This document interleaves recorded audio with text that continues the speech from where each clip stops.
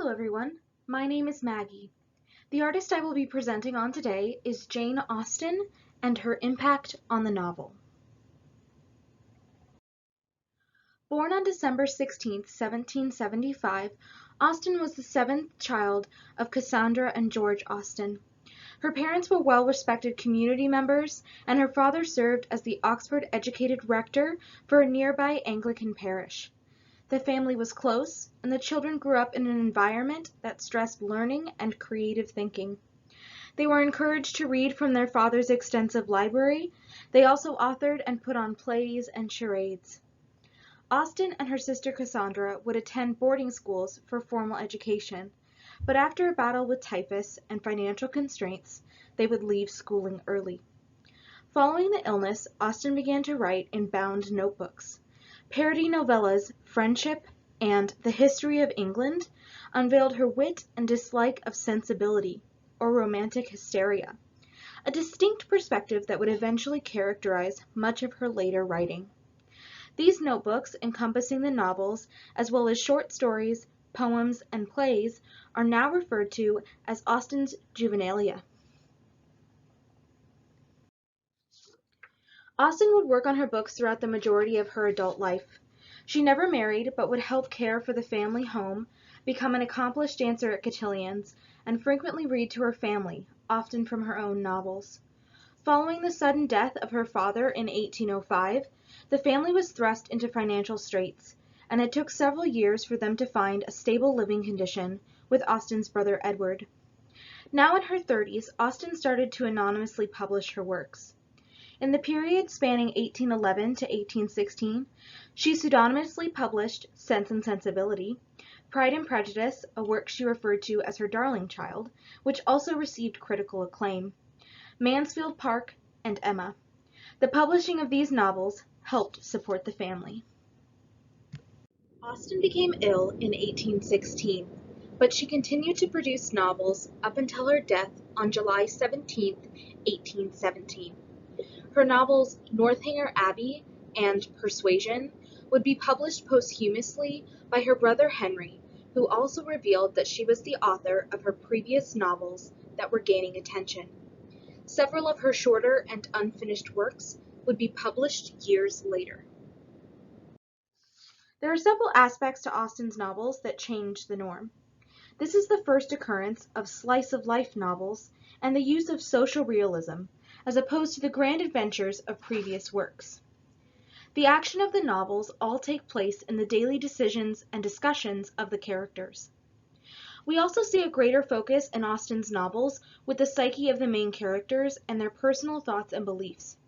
Her heroines are witty, they're attractive, they're intelligent, they're articulate, but we have to remember too that she's a fairly harsh moralist.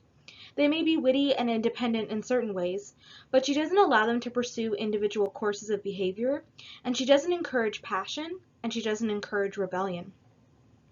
Throughout her career, we can see that her morals remain constant, and this private space becomes even more significant as the use of dialogue and outward interaction fades away. Here's a quote from Professor Catherine Sutherland, who worked with the British Library to analyze Austen's impact. I think the other really important ingredient is her introduction of conversation into the novel, and by that I mean something like the real exchanges that real people have. So you find that they are conversations that stumble, where characters speak across each other, where characters sometimes begin to mimic one another, as we do in conversation. The novel before Jane Austen tended to have monologues. The characters expound dramatically across a room, one to the other, and indeed after Jane Austen, that's often the way with conversation. She is quite remarkable, I think, in bringing something natural into the novel that's her contribution to the development of social realism at this time. The last prominent thing that we see introduced in Jane Austen's novels is a new portrayal of women. Here's a quote from Virginia Woolf's A Room of One's Own. "All these relationships between women, I thought, rapidly recalling the splendid gallery of fictitious women, are too simple, and I tried to remember any case, in the course of my reading, where two women are represented as friends. They are now and then mothers and daughters, but almost without exception they are shown in their relation to men. It was strange to think that all the great women of fiction were, until Jane Austen's day, not only seen by the other sex, but seen only in relation to the other sex. And how small a part of a woman's life is that?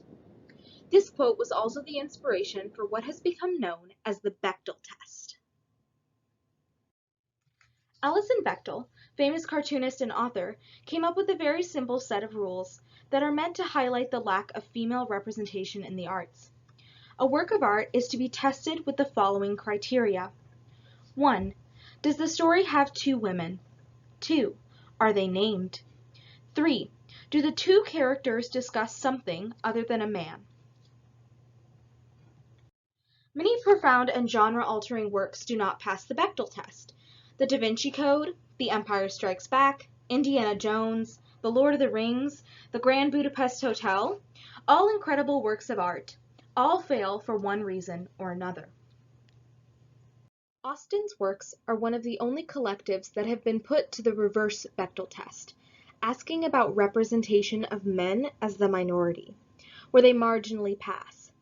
Now there are some caveats about the Bechdel test. It only looks at quantity, not quality, of representation. For this reason, critics believe that this is too simplistic of a test that discredits the depth of her female characters. Many also argue that because marriage is a main topic in Austen's novels, they are in turn discussing men. However, as Professor Sutherland points out in her interview on the topic of class and marriage in Austen's novels, marriage was a social interaction that oftentimes was for the financial gain of the family and not necessarily about love, saying, quote, "Even though we enjoy the romantic fulfillment, which is such an important part of those novels, and of the course of the plot that runs through them, we're never allowed to forget that material circumstances matter." End quote. Regardless of your opinion about the use of the Bechdel test to analyze Austen's novels, it is clear that her works have made a profound impact. They have been produced into popular films and television series multiple times over. Spin-off series continue to expand on Austen's world of middle-class England. Austen introduced a new kind of novel that focused on daily life, got into the head of the main character, changed the way we portray conversation, and represented women in a whole new light. A prominent classics author in any bookstore, Austen remains as relevant today as she was in the 19th century. Thank you so much for joining me today. Here are some references for this presentation. I look forward to seeing you all in the discussion.